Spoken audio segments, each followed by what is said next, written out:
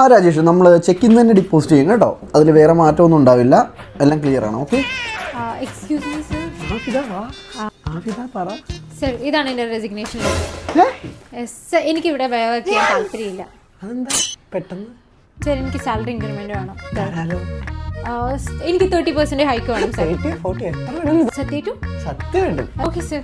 Okay, ഇതാ ഒരു minute. Yes sir. Shade മാറിയോ? എന്താ shade sir? Lipstick. Okay. No sir, നൈക്സിന്റെ സെയിം ഷെയ്ഡാണ്. Okay sir. കഴിഞ്ഞു പോയേനെ.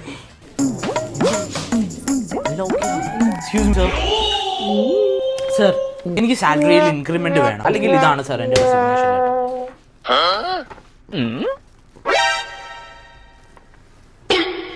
ശരി, എന്നാൽ നിനക്ക് ഞാൻ തരണമെന്ന് വിചാരിച്ചിരുന്നു. ഓക്കെ,